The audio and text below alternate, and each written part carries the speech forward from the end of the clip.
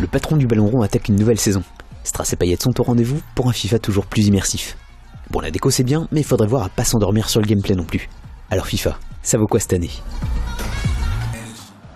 Cette rencontre elle va se dérouler dans un stade...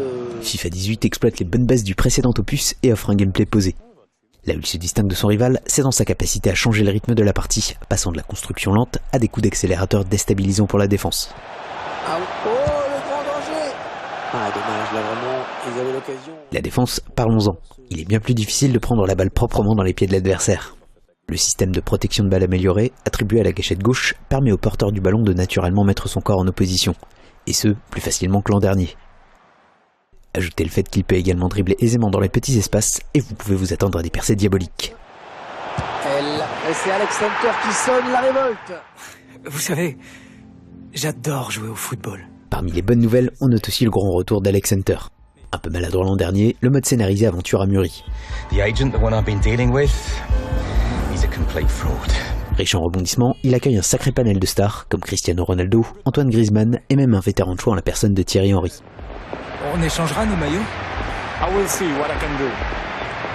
Le mode carrière emprunte aussi un peu à l'aventure avec l'arrivée des négociations de transfert via des cinématiques interactives.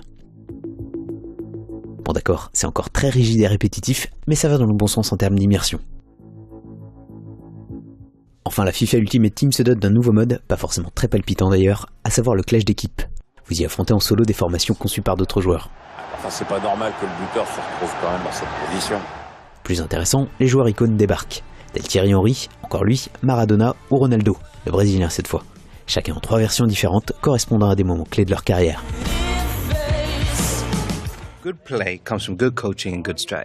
Techniquement, le moteur impressionne toujours. Les animations et les collisions semblent encore plus réalistes.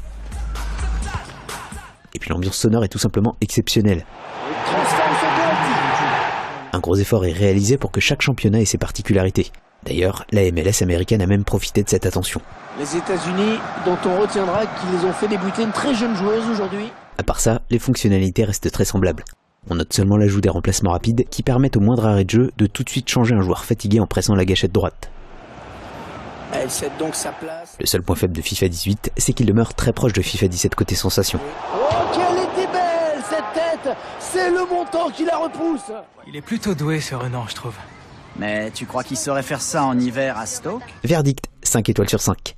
Avec son contenu toujours aussi énorme et un mode aventure bien mieux fini que l'an dernier, FIFA se distingue de la concurrence. Cette édition 18, si elle ne révolutionne pas le gameplay, affiche une grosse maîtrise technique. Un très bon cru. Oh oui, ça rentre! Elle marque malgré un ballon qui semblait manquer de puissance.